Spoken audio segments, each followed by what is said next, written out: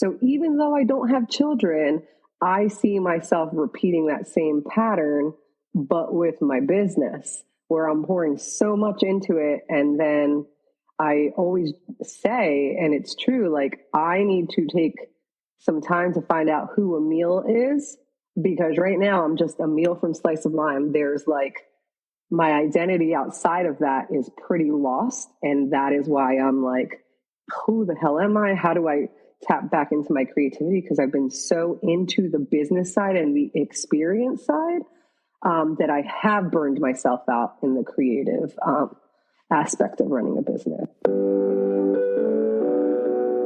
Welcome to Tried and True with a Dash of Woo, where we're all about mixing tried and true strategies that actually work with the magic of manifestation and the science of programming your unconscious mind so that you walk away feeling integrated, inspired, and aligned.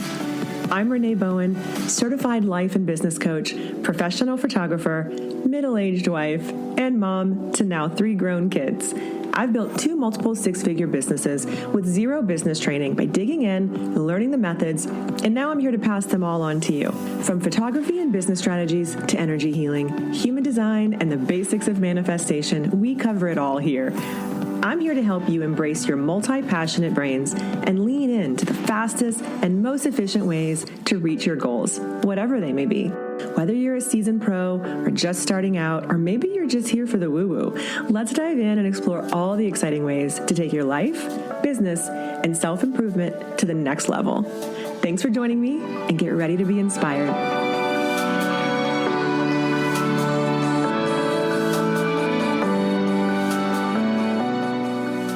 Hi, and welcome back to Tried and True with a Dash of Woo. I am Renee Bowen, and today we are speaking with a fellow photographer, senior photographer out of Pennsylvania, who I absolutely adore. She is the owner of Slice of Lime. Her name is Emil. You are going to love her. Her work is absolutely amazing. So if you are a senior photographer, you absolutely have to go check her out. We've got all that info in the show notes. But our conversation today really centers around mental health, taking care of ourselves as creatives, creative burnout. And I think it's a really important conversation that I know I hear a lot in my coaching business, but I don't really feel like we talk enough about in our industry, so to speak. You know, there's a lot of marketing tips, and it's always fun to learn about posing and shooting and all of these different things of being a photographer. But if we're not taking care of ourselves and we're not honoring those inner voices of, is this a yes or a no for me?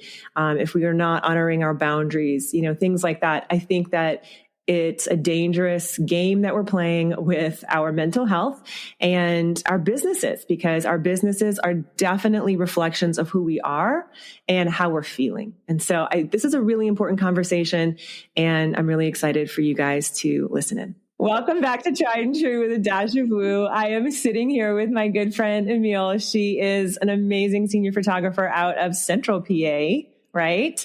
And we met at a conference that we were both teaching at back in like 2019, which feels like, I don't know, a whole nother world. Forever ago. In the before times.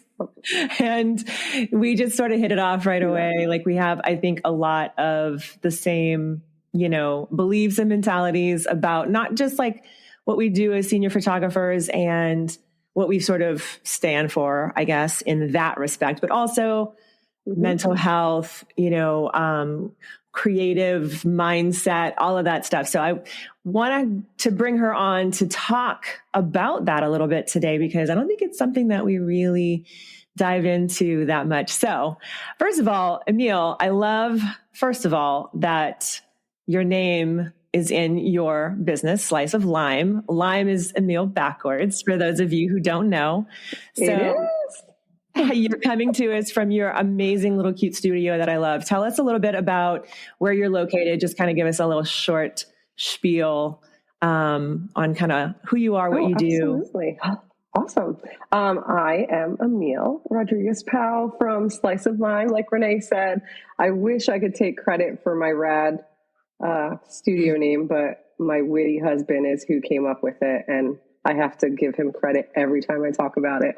But I am located in central PA in a little town called New Cumberland, which is 3 miles away from Harrisburg, which is directly across the river from where I'm sitting right now. I have been photographing seniors now for 11 years and a few months. I just celebrated oh my gosh, it's been, I think, 5 or 6 years since I left my full-time job to do this full-time.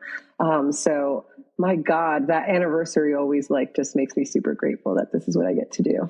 I absolutely love working with teenagers. I started out my photo journey much like everybody else, where you get a nice camera. My husband always fueled my hobbyist photographer and would get me gear. At the time, he was working at a technology distributor. So I got hooked up with so many fabulous things and didn't really have those startup costs that most people had, like having to get cameras and MacBooks and all that jazz, because he would get it.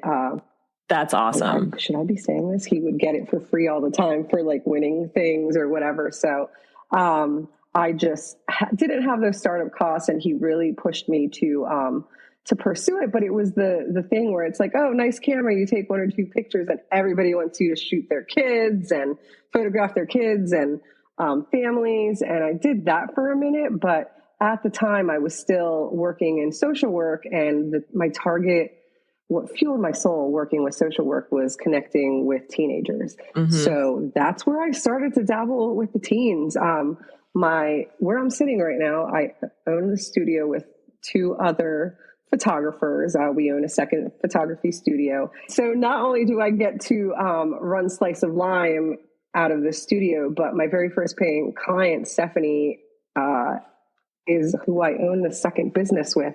So it's just been a crazy journey with lots of ups and downs, but a lot of joys. And I just can't imagine myself doing anything else. That's so cool. I mean, and I love how you came from, social work, right? And you were already sort of working with teens in that respect. And so, I think it's a really great natural sort of progression in that way for you too. You knew you had that passion for it, and now you're being able to express it creatively, which is really, really amazing. So I just love that story. I think that your story too is very common for a lot of people with the whole falling into it. So I think that, for myself, I can definitely relate to that as well. Yeah. Yeah. And what was really cool about that too is that it did start out with me using the photography in some of the units of service that I was doing as a social worker. And so the very first senior that I photographed was actually a client on my caseload. And that's how, that spark of, we can do this with teens in this way instead of just case management and helping them get their mental health needs met and things like that. So that makes it even awesomer, because that exposure to the struggles of teens that don't have good support systems and are coming from, hard places and a trauma background. Oh my God, that so applies to the work that we do now as photographers. For sure. Because as you know, I mean, and that's part of kind of what I want to chat about today is this, not just the mental health aspect of what we're doing for our clients, because that's obviously, it has to be more for us than just about the photos, right? And just about our business. We have to have what is the why? What is the purpose that is the underlying reason for us to want to do this? And for most of us, I find that it is something to do with, we feel called to work with teens, to help them build confidence, kind of take them from here to here, show them their inner awesomeness that as a teenager can be really, really difficult to see on yourself. So I do think too, though, what's really interesting is that from what I've seen and my own personal experience is too, and from a lot of the coaching students that I work with, is that we are sort of drawn to work with these teens because we also either remember what it was like, we also have our own stuff that we dealt with mental health, or still are. And because I do believe that we're kind of mirrors, right, for each other, and that every person that crosses our path or comes into our life is there for a reason, and is usually to show us hey, maybe I also, need to work on that, or maybe I can help someone because I've walked this path before. Mm-hmm. So, this whole creative like brain that I know you have, this neurodivergent, amazing, like creative brain is something that, you know, most of us have, and most of us found some sort of struggle with in the past, right? Especially as kids. Is it something that you always knew? Did you always know that you were creative, or did you always have a creative outlet before photography? Or was this like your foray into it kind of thing? Oh my gosh, no. I, all through high school, was all about drawing and painting, and got to do some rad like etching and screen printing. I just took every art class imaginable, and then I went to college for a criminal justice degree. Like, what the F? So it was like, yes, I've always been creative. I played sports, but I also was heavily into color guard, and out in California, there are some of like the best freaking drum corps and color guards in the country, that I've been exposed to since I was young. And I did it for a long time till I was like 23. So for all those who don't know what the heck color guards are, it's not the like, here, let me stand with this flag. Like, that is not remotely what it is. Though in some areas of the country, it still very much is that. But it is an intense dance meets performing art in a gym during the winter. And then for the more competitive like bands and drum corps, you either tour in the summer, traveling across the country competing, or during the fall. I will say, like, marching band, I did it, but that wasn't like my favorite. I preferred the winter guard scene, and did that till I was 23, from the time I was like 14, 15 till I was 23 with like an independent team and stuff, and traveled all over. Met my husband doing that because he's a drummer and was also in drum corps. Yeah. So I always had a creative outlet. But like being first generation kid to go to college in my family, there just wasn't the like thought and intention necessarily, or the know-how on how to navigate that. So I had a friend that was going to Westchester. I'm like, oh, Westchester, that sounds cool. Let me go there too. I mean, I had been there for a color guard show, but it was more like, hey, you're going there. Cool. I know somebody, let me go there. Don't recommend that as the process to decide where to go to college.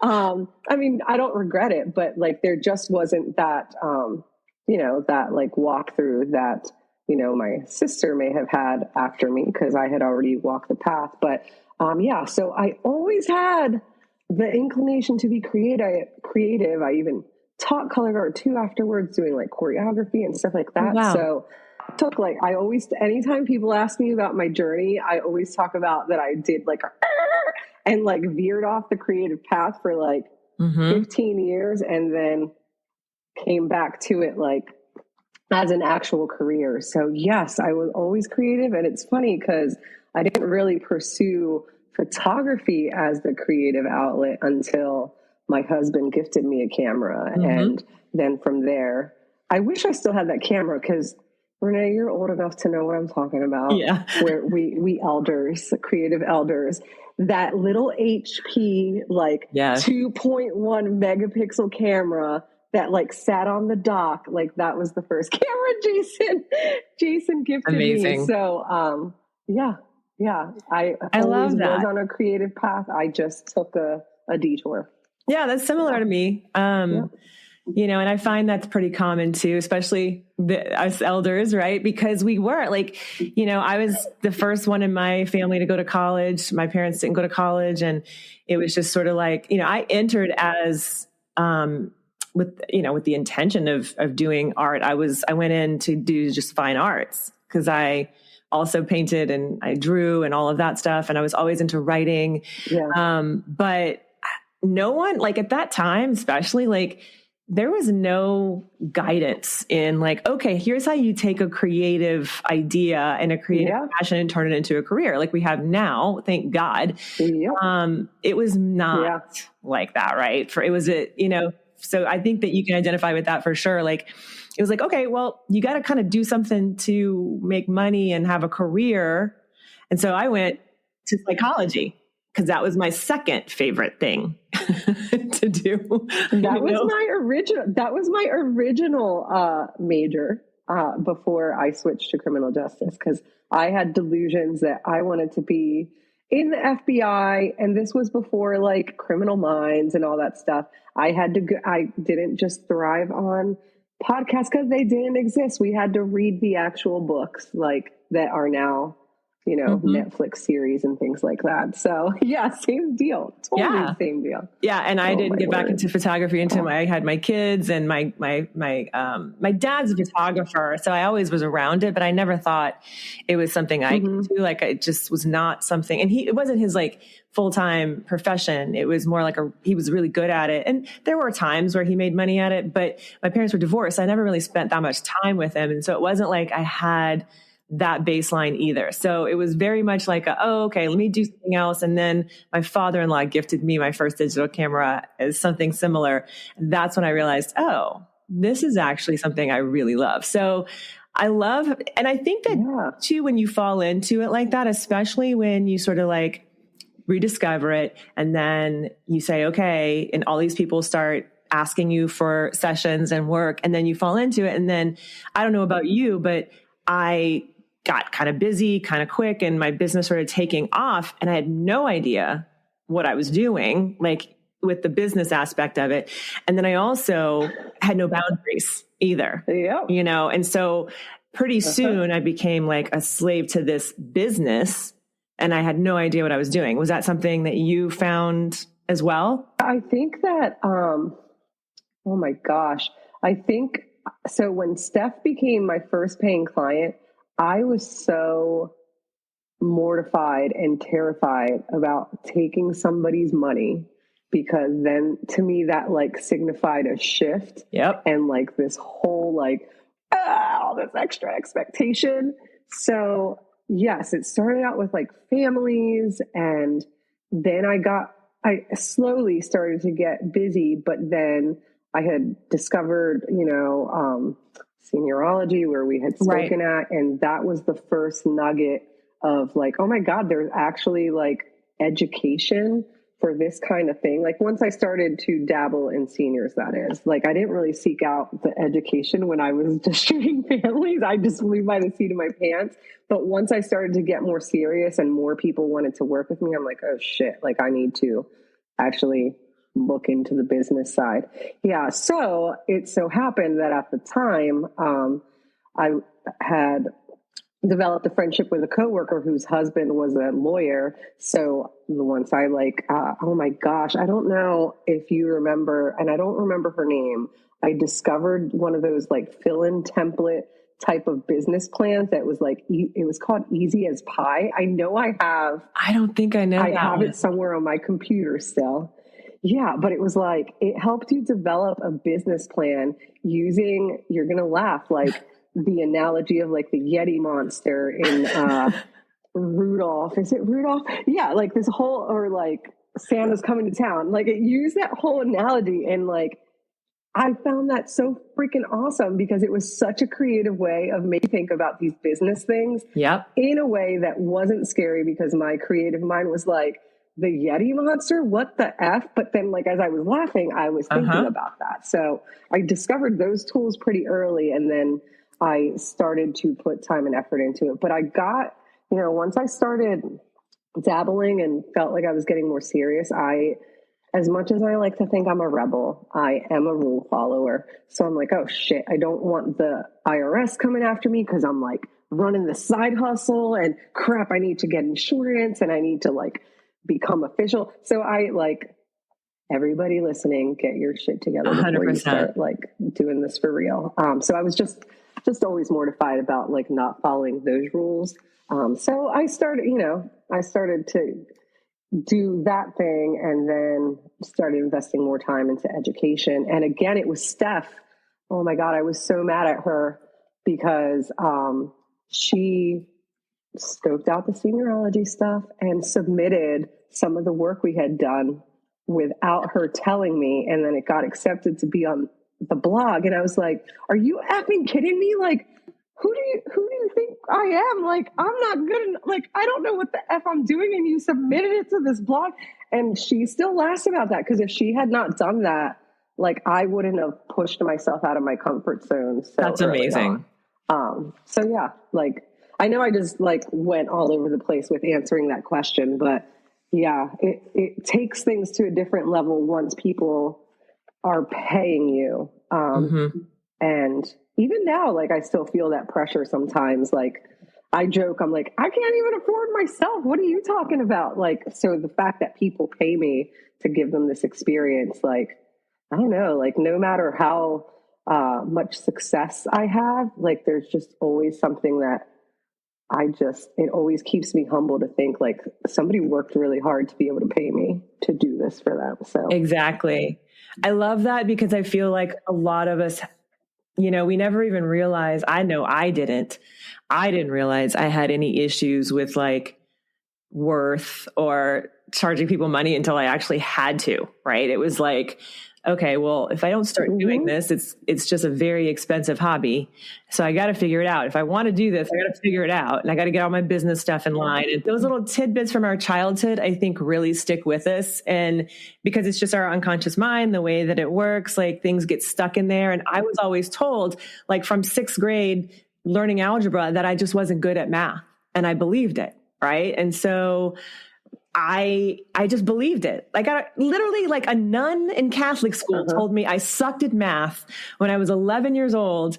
And that stuck with me my entire freaking life. And so my whole life, I just was like, well, that I can cross that off the list because that's too much math. Like, even looking at college classes and things like that, I was looking at all kinds of different stuff. And I was like, well, shit, I can't really do anything because I suck at math. And then I was like, well, even to get a psych degree, God, that's so mean. I was like, even to get a psych degree, like, I have to do at least 2 classes of like college level algebra, but it was like the bare minimum, right? I shit you not, I couldn't pass this damn class to save my life because I'd never really been taught it, right? And so my senior year, I put it off until my senior year in college. Meanwhile, mind you, I had straight A's and everything else. Like, I was always a good student. Like, I was one of those, I'm going to cram it, learn it, dump it, right? Typical neurodivergent brain, right? Like, wait till the last minute, procrastinate, learn it all, dump it all, and it was fine. Me. It was fine, but I couldn't do it. Not the straight A part. That was not me. But I couldn't do it with math, And so I waited till my senior year. Girlfriend, listen, right there with you. When I switched to criminal justice, I was like, before I make this decision, let me check out the math requirements. I had to take an algebra. The only reason I passed that class is because my butt was at that professor's office every freaking chance I got. And he gave me that bump up to pass the class. So I am right there with you. I took it like 2 times and the classes were huge. It was at LSU in Louisiana. It was big classes and I could never do it. So I'd always drop it. I was like, drop it. And then finally my senior year, somebody told me, Renee, you can take this class at another university. That was a smaller university in Baton Rouge. You got to drive across town to it. But like, I hear it's so much easier. And I was like, oh, okay, I'll do that. Well, it wasn't that the class was easier. It was that the teacher freaking taught it. Like, for the first time in my life, I learned math. Like, he took the time to really, like, it was a class full of us who were like in the same boat and had all this math anxiety and all these creatives. And he was just like I literally owe this man so much because I got an A in that class and I earned it. And I was like, oh, that's this amazing. Is really not that hard. It's just that somebody told me a long time ago that I sucked at it. And so I think that's just really common just across the board. And it may not be math for some people, maybe it's other things, but we tie those things in our childhood, whatever it is that we don't feel like we're worthy, we tie it to money, which is really interesting as an adult. Like we relate it to these things and or love, right? And so we kind of attach these other emotions to it as adults. So I think that's also why a lot of creatives end up having issues with like worth or boundaries, because there's something back there that somebody told you, or you were programmed against your will, and you just kind of, it gets sucked in the unconscious and you believe it. So it's that rewiring. And I think that doing what we do is like a way of exercising that out of us, because we are like, we have no choice. We have to like move past it or quit. You know what I mean? And so I just find that fascinating that a lot of us have similar stories that way. Oh my gosh. Yeah. And I think it's really amazing that what we choose to do later in life is going to bring us back to that in some way so that we can work it out. So that's really cool that you also had something similar. Yeah. But I want to talk for a second too about how that pressure that you were talking about before, right? Like, so when you start charging people money and then there's like this pressure of, and if there's a lot of new photographers listening, that happens. Like, it's a real thing. Like the minute you start like really charging for work, there's this pressure that whether it's self-perceived or not, but like you feel. So how do you balance that pressure now, to be, and also to be productive, the pressure to be productive, the pressure to like produce good work and all of that stuff. How do you balance that with the need to take care of your mental health now? Like, look, you know what I mean? Like, how do you do that now? Because you've been in this for a long time and I have been in this for a long time. Yeah. Well, I am not even going to pretend that I have my shit together because I haven't been tending to my mental health. I haven't had balance. That's why I'm clawing out of a burnout stage. The pressure, holy crap, it just exists on so many levels, not just like the pressure because of clients, but the pressure of like putting so much time into the business and neglecting spending time with my family. Now, I don't have kids, but I have siblings with kids.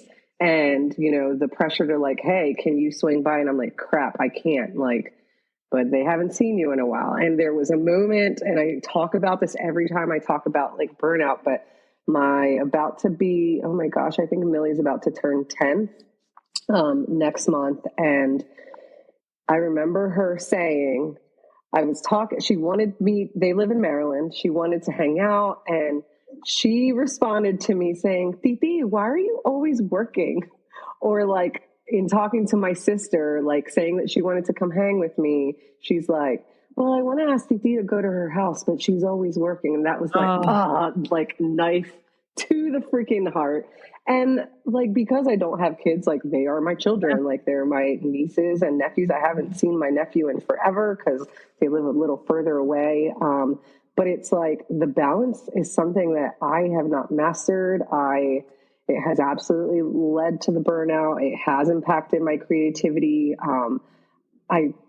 Because I've spoken about this a lot lately, I go into like almost like the survival mode that we go into just to get through the day, but I'm still delivering and I'm still producing what people are expecting from Slice. But I look at that and I'm like, damn, I'm like in total autopilot, like doing this, I'm getting that shot, I'm doing this. I will turn it, like I can be having a shit day. And the minute I hear that ding go off that somebody walked in the studio, I walk out there and I am on. But because I am not okay, the minute they walk out that door and the session's over or the consult's over, the adrenaline leaves and then I am like beyond exhausted. So like that's kind of, I am open to talking about it because it's like a cautionary tale. Like you can't get so deep into it, then you have to do like quadruple the work to get out of it, which is kind of where I'm at. We just had a meeting for Source today and there's a lot going on like right now, not just with business, but like in my personal life. And I'm just like, I need an effing therapist and I need to like put more put effort into more than just like sending a few like, hey, are you accepting client emails, and actually like spend time doing it, because just the pressure of running a business, being a wife and, being there for my husband and making time for family when I am not fueling my cup is, that's heavy stuff. Just talking about it right now, I just feel the right in here. I'm like, I have a crystal here, but I don't think it's the right crystal like open up whatever chakras are jacked right now because I'm a disaster. Like I have no qualms about saying that. Well, and I love that you're really transparent about that too, because I think it's really important, especially in the days of like now, social media and, like you said, you can turn it on, you can get your stuff done. And so a lot of people would not think, right? Like, oh, well, she has it all together. She's got this, she's got that. She's got an amazing photographer. She's got all business, blah, blah, blah. People don't know. And it's like, no, there's actually a real person underneath this. And I struggle just like everybody else does. But you know what I mean? I think that's important for people to hear. And I also think that it's important. That's just why I want to talk about it here is, different ways to manage that, right? Because everybody's different. And I know this from working with so many creatives in coaching. What works for one person may or may not work for another one. And that's kind of why coaching works too, is that you find what works for that person and then you can implement strategies. But it's most often, here's the caveat that I have found. It's most often these amazing, creative, intelligent women like yourself do not have, and myself, it's not our issue that we don't know what we need. It's the implementation. It's the putting it into practice because we have all this other stuff going on and we love what we do and we want to like pour ourselves into it. And it also, I know you're a Capricorn and I'm a Virgo.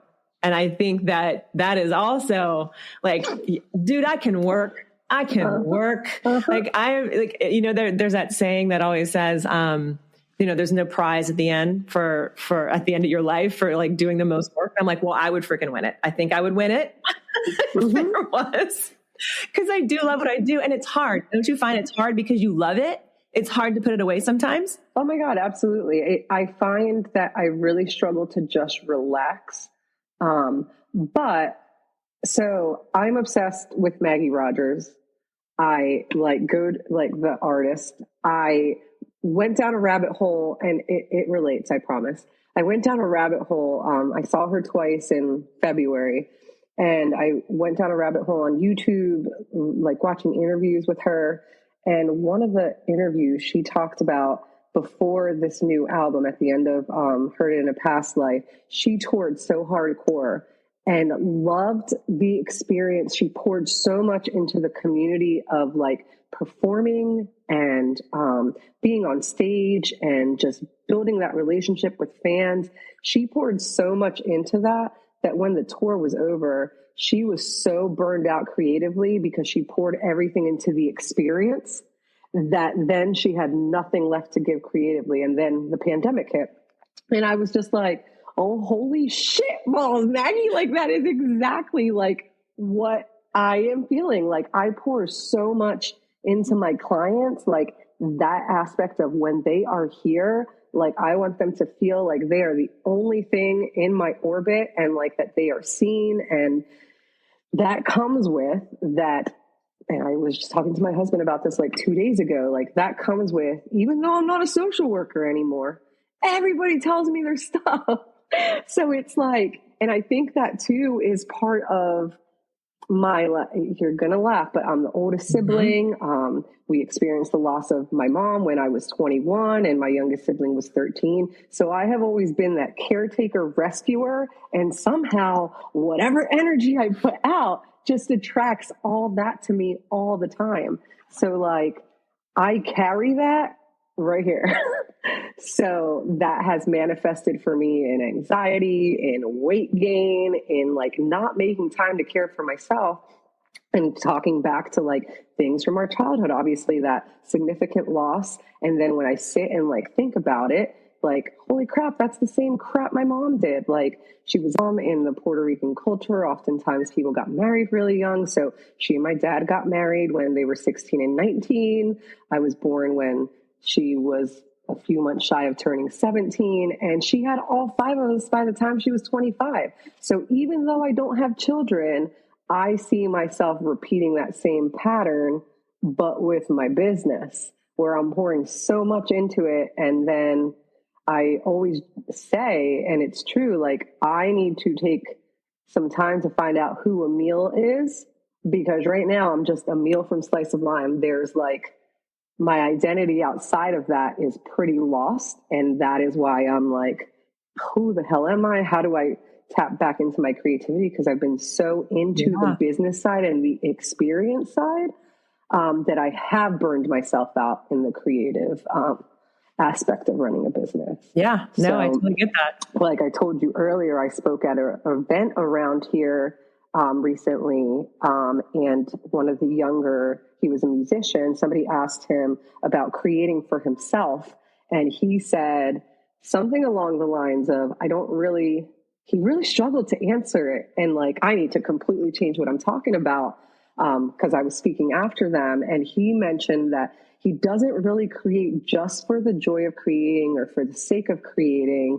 He only creates at this point if there's an end game. Like if he, as a musician, like if he's going to make something, but it's not going anywhere and he doesn't see that it's going to end in a song or end in a usable whatever, he just doesn't do it. And that like hurt my heart so much to hear it. Cause I'm like, oh my God, that's me. But you're 22, like what? Or 22, 21, like super young. And I'm like, oh my God, time out. Like, don't go down that road. You have to like full, or you end up like me, like unsure of crap. How do I dig myself out of this, short of going to therapy, which I absolutely support and agree I need to do. I get in my own way. So I get in my head. And because I worked in mental health, like I have more knowledge than I should have been in therapy a year ago. So that right there is the self-awareness. Most of us are too self-aware, right? Oh, yeah. Because then we start overthinking our way. Yes. And it's annoying.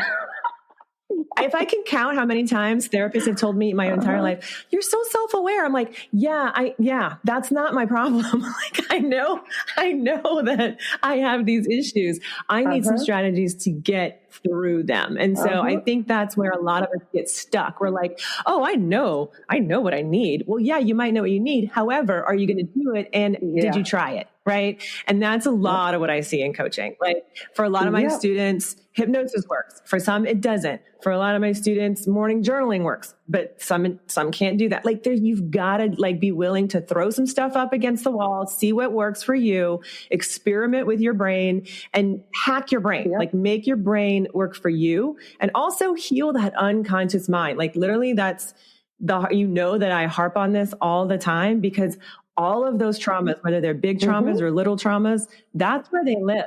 That's where they live.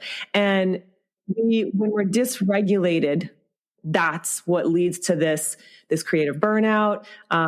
Yes, you can definitely see how you get there. Like the younger person that you were just talking about, like, that's a sign that you're leading to the burnout. However, you also have to know,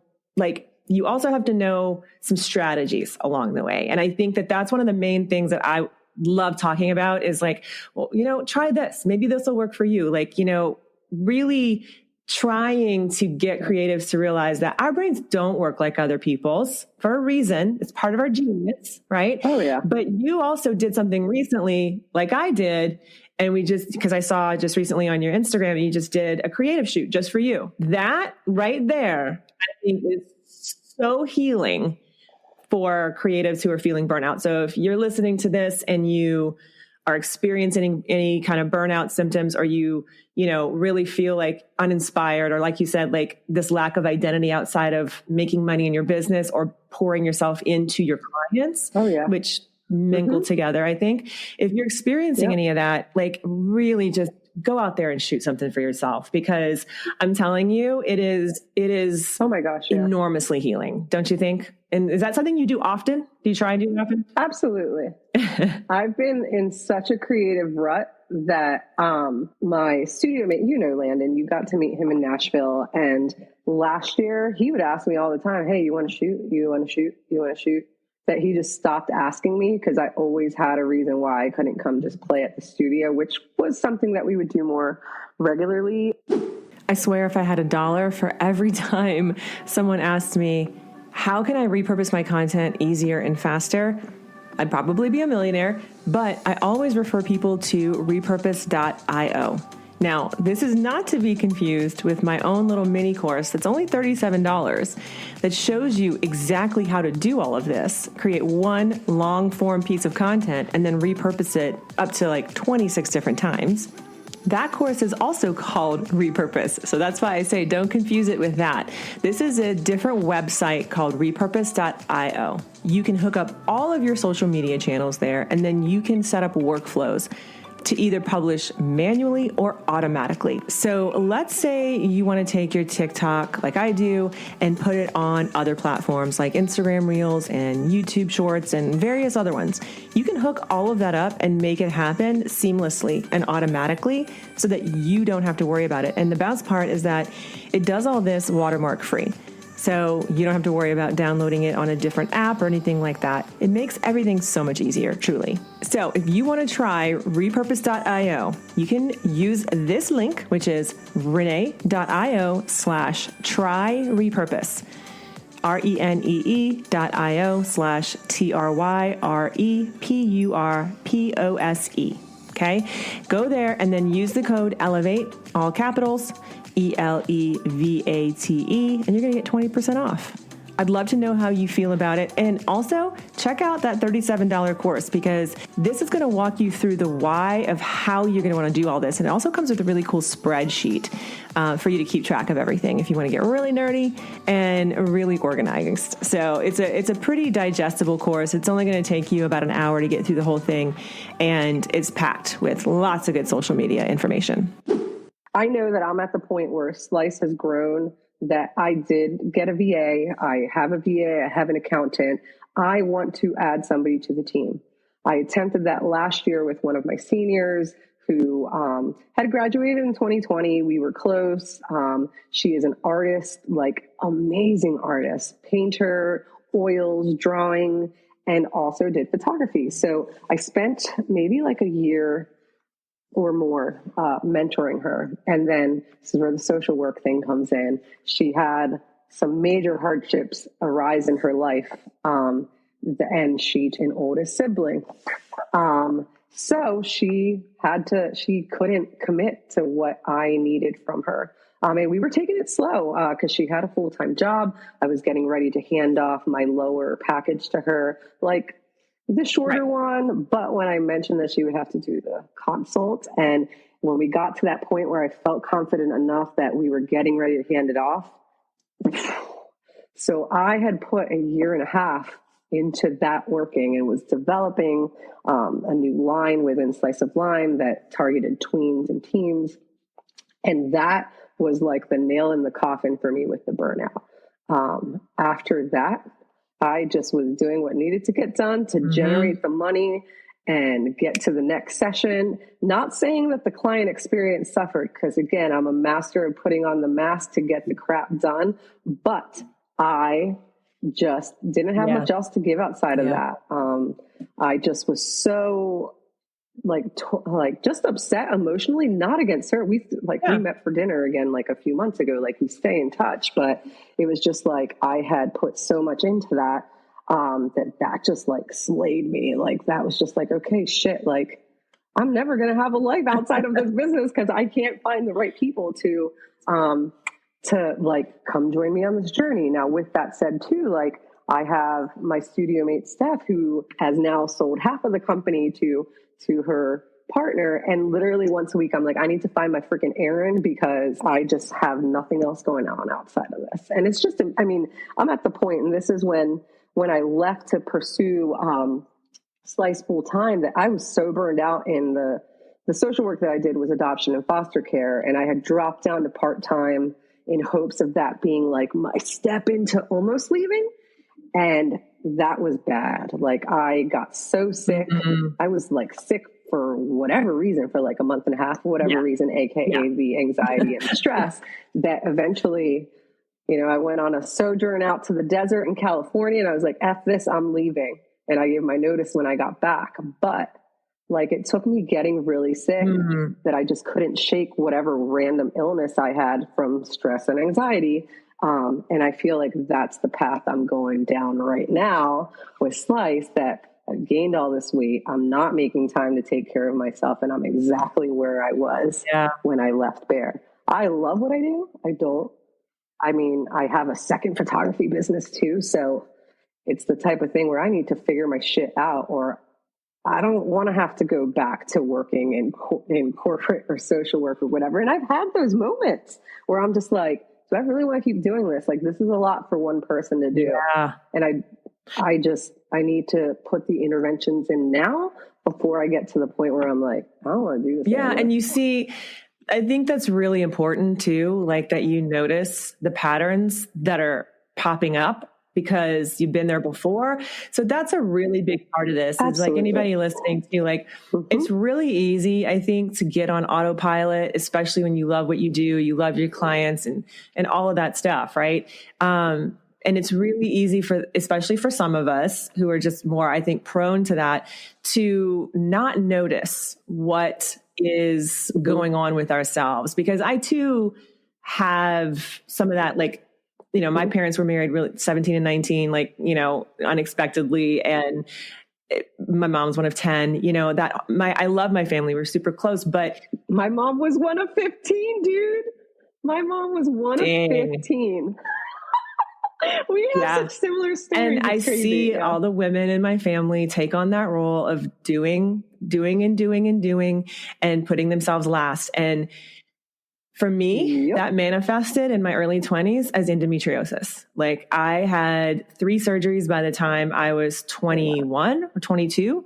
My doctor was like, you'll be lucky if you can ever have kids. Like, we're going to try and preserve your fertility. But like, and, going back and learning like later. And that's really what started me on because there was a point in my life where I thought I was going to go into like be a naturopathic doctor, because I healed myself from that, like with, diet, nutrition, therapy, really working. And this was in my 20s. Like, so this was like, and I was also a massage therapist. I'm telling you, ADD. So like, it was like, I want to do this. I want to do that. Girl, I signed up to go to a massage school, like F this like social work thing. Let me go to massage school. And I was working at a place up the block from my house that I befriended the owner, and she taught me reflexology stuff. And I was like, maybe I should go do this.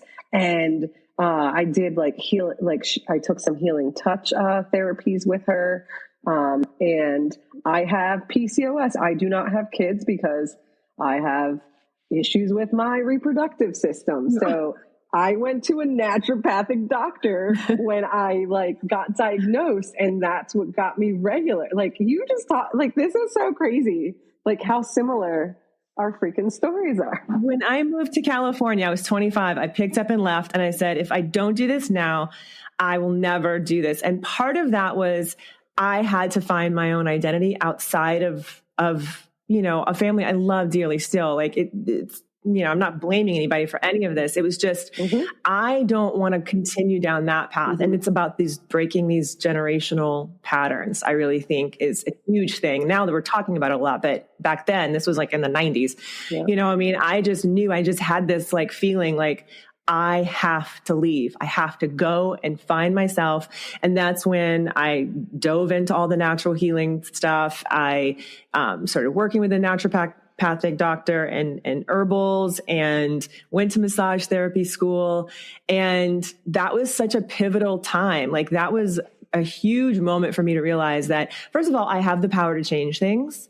And I also have the power to not repeat those patterns. Every single time we're presented with either, challenges in our business or anything, it's another reminder, oh yeah, I got to chip away a little bit more at that. Like, that it's coming back. Like, just when I thought I had cleared that, or just when I thought I had like worked through all this perfectionism or whatever it is, oh, there it is again. Okay. I need to like look at it, face it, and actually work through it, and not numb myself with X, Y, and Z. And this is why, like, I've always been very transparent when I talk about this stuff. Like, I know that I know what I need to do.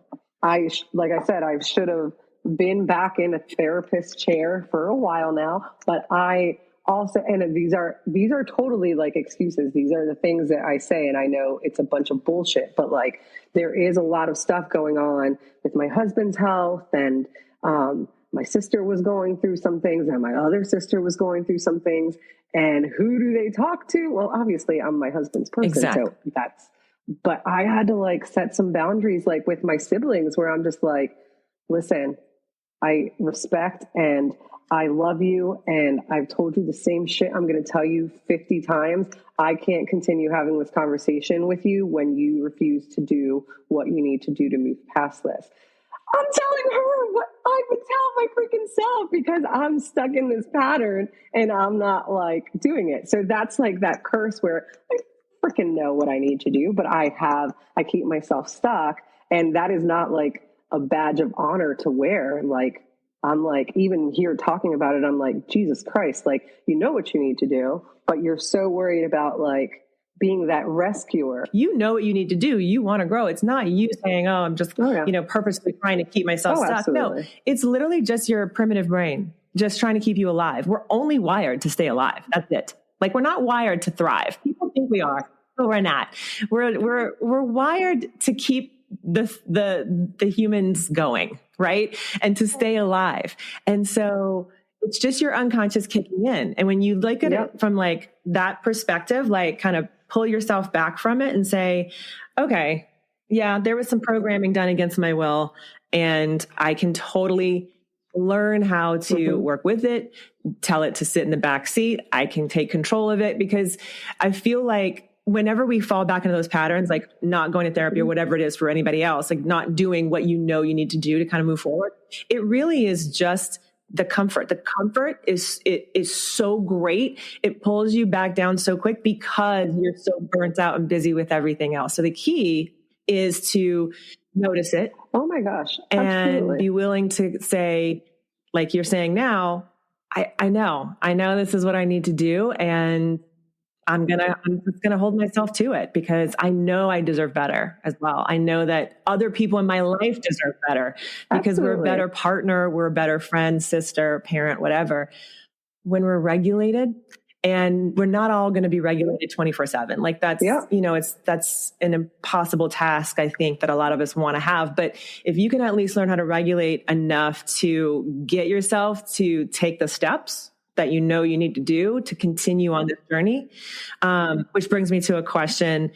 You were just kind of saying like what you were telling your sisters. Well, same kind of thing, right? Like what would you tell a fellow creative or a younger creative? What are some resources or tools that you would recommend to other creatives who are looking to prioritize their mental health and to avoid this kind of burnout? There is a danger when you take creative passion and turn it into a business, because if you're not protecting that creative spark by either carving out the time to create for yourself, just taking time away from the business part to fuel yourself with whatever it is that fuel your soul. Like if somebody said to me, like, what hobbies do you have?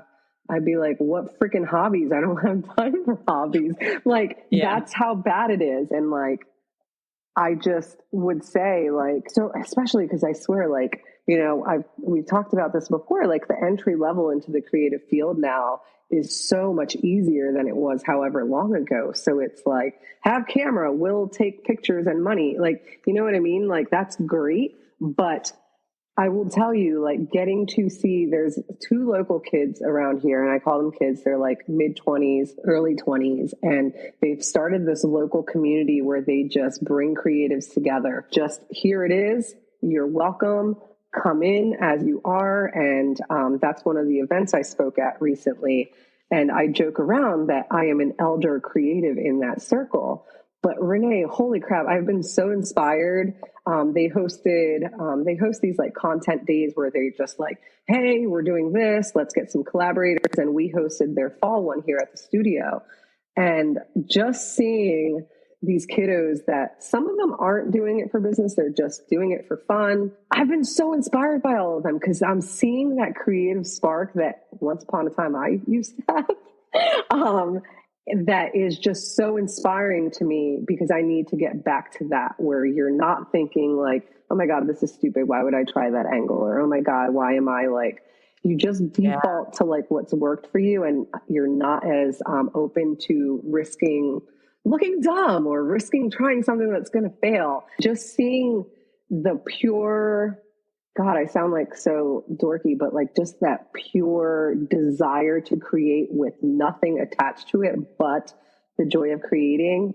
Like I've been in like two events recently where a lot of that core group of people are involved, and it just blows me away because it's like I took that hard left and veered on this different path, and I'm seeing these kids so young and know exactly what their purpose is, and then really putting time and effort into nurturing that spark and that just that joy with other people, that I'm just like in this craziness of burnout. The few times like I've been a part of their events, I think I've been like 2 or 3 of them at this point. It's just been so soul fueling. That has been like, God, these cheesy analogies, like shining a freaking flashlight into like the darkness with the cobwebs and stuff, because it's just been cool to see how other people create, even though they may not shoot the same way or edit the same way. Just they're just creating for the sake of creating.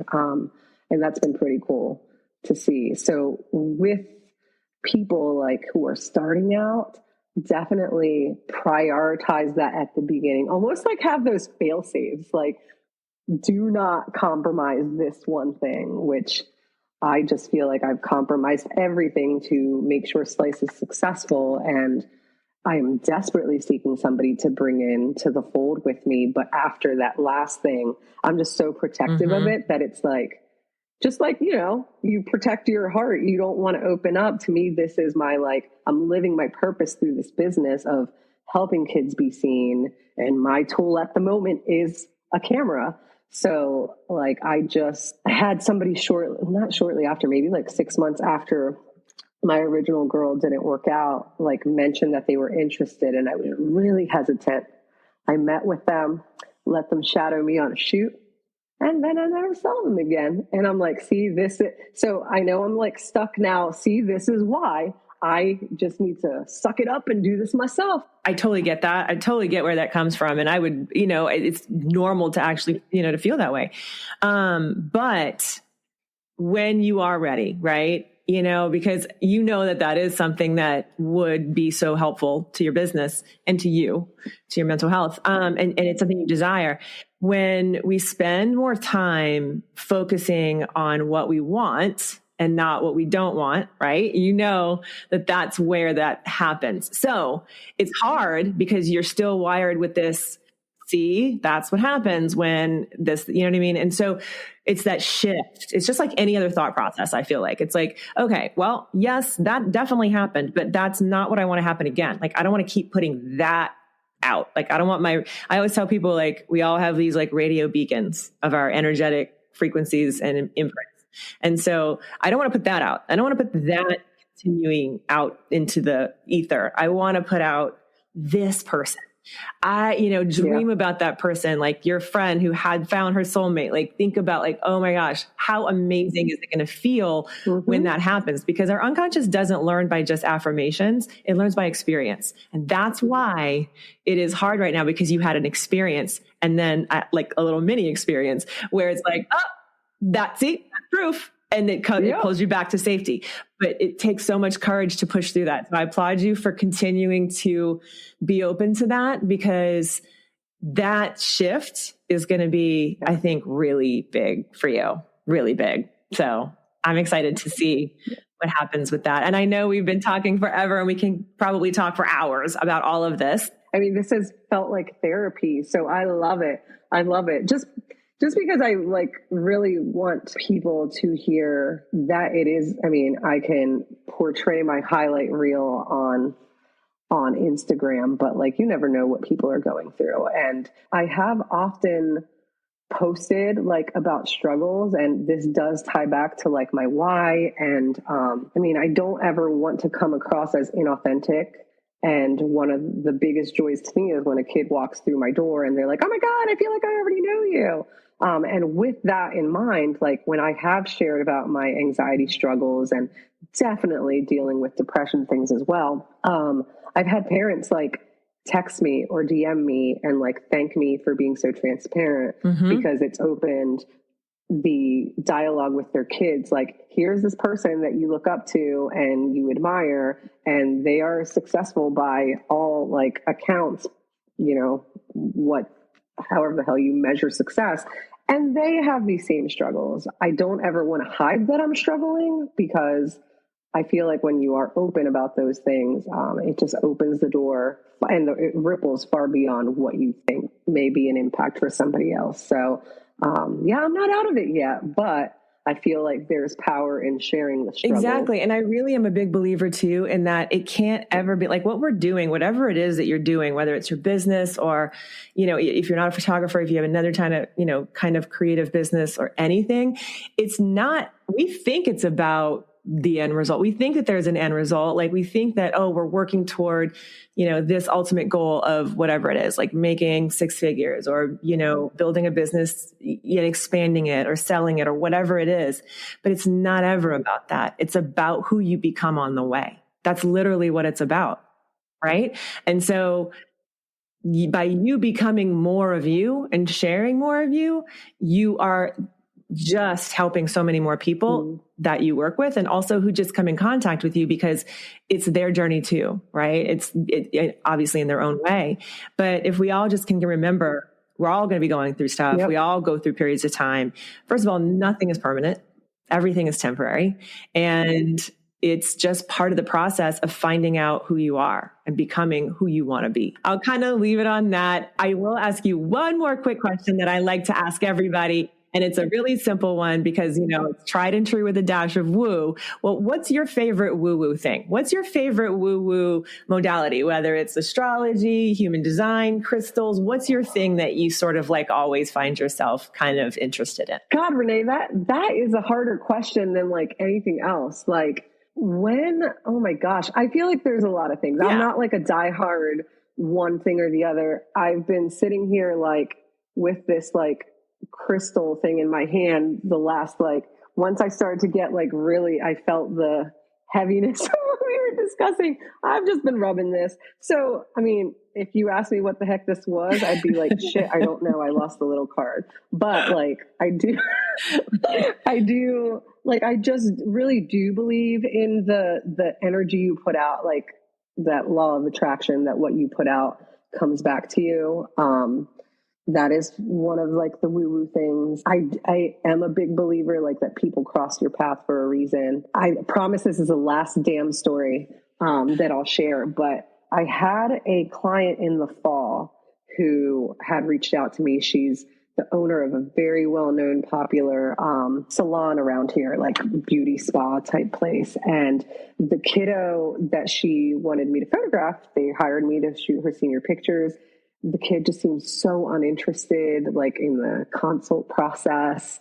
And the night before the session, I was like texting at 11 a.m. I was like, dude, I have no idea what we're doing tomorrow. Like, haven't seen your outfits. You haven't told me where you want to shoot. Like, are we still shooting tomorrow? It was just not the typical like slice process. They show up.